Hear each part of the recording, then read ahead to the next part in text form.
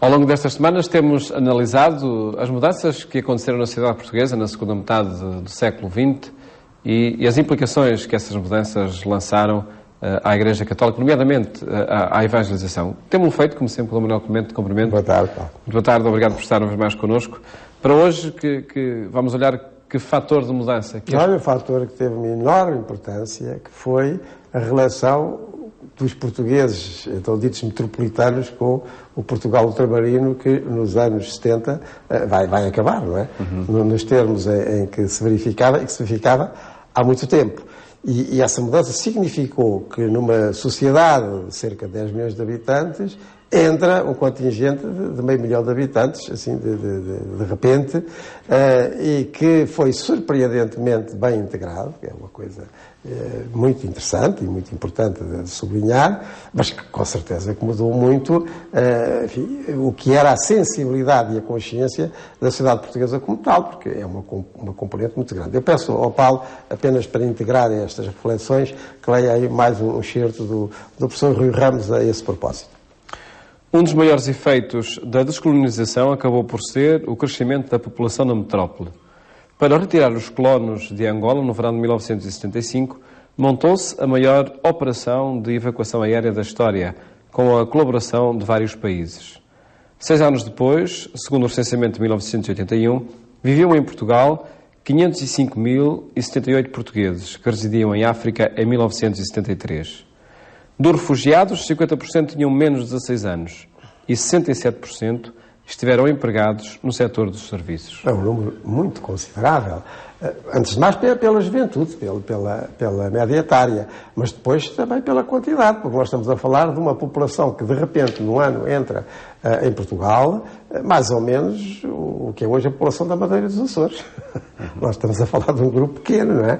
E como digo, enfim, de emergência e encantador. Eu assistia a isso diariamente, porque no seminário onde eu estava na altura, em 75, ficavam, quando chegavam ao aeroporto de Lisboa, ficavam muitos desses chamados então retornados, né?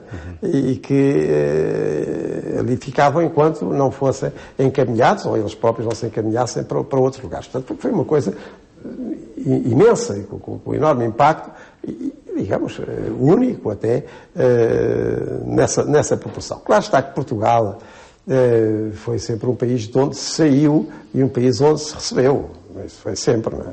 Desde o século XV, que começa a expansão ultramarina portuguesa, e já antes, com algum comércio, mas sobretudo a partir daí, que saem portugueses de Portugal e vão para outros territórios, para territórios que às vezes foram os primeiros a povoar, como aconteceu na generalidade das ilhas atlânticas, à exceção das Canárias, como aconteceu depois na costa da África, na costa brasileira, e depois lá para o Oriente, para a Índia e ainda além da Índia. Portanto, é um fenómeno que Portugal conhece, que a sociedade portuguesa conhece, e que mesmo em termos religiosos, aqueles que aqui nos interessam particularmente, também vinculava, porque pronto, eram muitos missionários. Hoje nós nem nos damos conta disso, se não formos alertados, mas em muitos lugares de Portugal, onde existiram colégios de jesuítas, né, ou em muitos conventos, mosteiros, aí durante os séculos XV, XVI, XVII, XVIII, XIX, até ao princípio do século XIX, aí estiveram muitos e muitos, estamos a falar de milhares, de jovens e de adultos que partiram para as missões, contando estes séculos todos. E isso marcava, com certeza, a vida portuguesa. Porque a mobilidade é um tema, claro, com muitos séculos. É algo muito estruturante na vida portuguesa. Por outro lado, também recebemos, porque, enfim, em primeiro lugar, e como na altura acontecia com muita força, o comércio dos escravos, não é? Porque vinham muitos escravos, portanto, populações africanas que à força vinham para Portugal, mas que foram em número considerável. Se fôssemos a uma cidade como Lisboa, nós temos relatos no século XVI de muitos viajantes estrangeiros, era imediata a percepção de que estávamos já numa sociedade multirracial. sobretudo de africanos. Isso, portanto, era conhecido, era estrutural, por cá ficaram, foram absorvidos pela generalidade da população, mas nunca tinha acontecido o que aconteceu em 1975, porque é de repente meio milhão em 10 milhões. Portanto, é uma população realmente muito grande. E muito concentrada em Lisboa, numa primeira fase. Sim, mas que depois foram espalhados pelo país.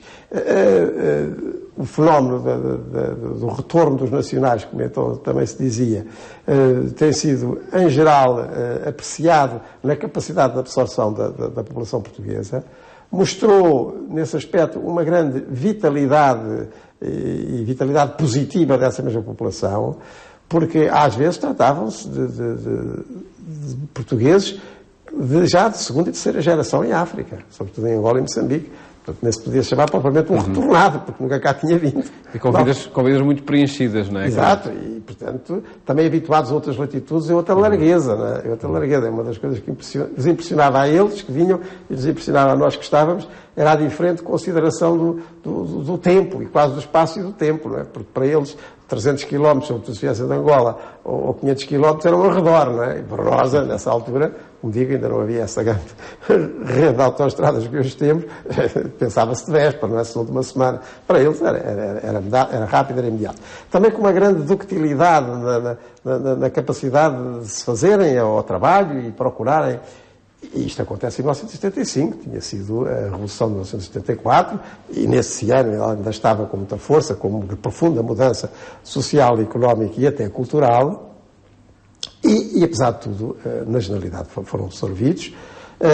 População muito nova, também muitos que vinham de carreiras de funcionalismo público ultramarino e que a pouco e pouco também foram absorvidos cá, e isso deu à sociedade portuguesa, saída de uma revolução, e ainda em plena revolução, uma outra componente que acabou por ser determinante. Talvez isso ainda não tenha sido suficientemente analisado. Ou seja, se a sociedade portuguesa de 1975 não tem sido vitalizada, utilizemos o termo, por tantas pessoas, por tantos nacionais retornados, utilizemos o termo, que vêm para o funcionalismo, enfim, várias carreiras administrativas, de ensino, judiciais, etc.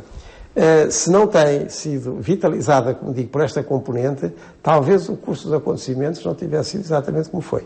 Eles acabaram por ser um elemento de grande estabilização da sociedade portuguesa.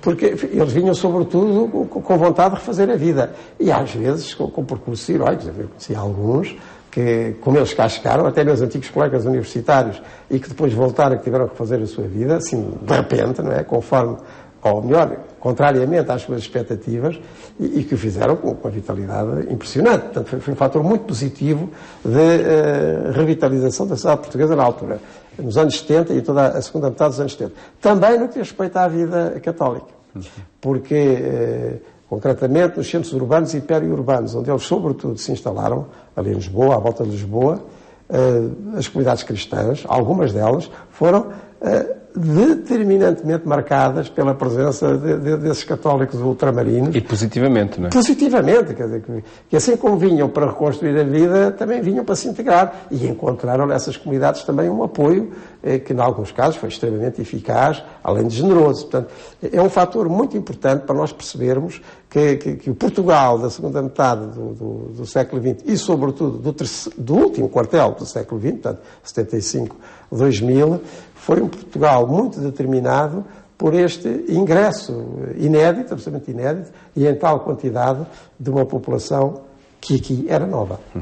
É um capítulo da nossa história feliz, não é? Feliz e que ainda está por analisar suficientemente. Ainda não foi alvo, quer na sua realização, quer na sua consequência, mesmo no campo eclesial, ainda não foi alvo de um estudo sistemático e pormenorizado como deve ser.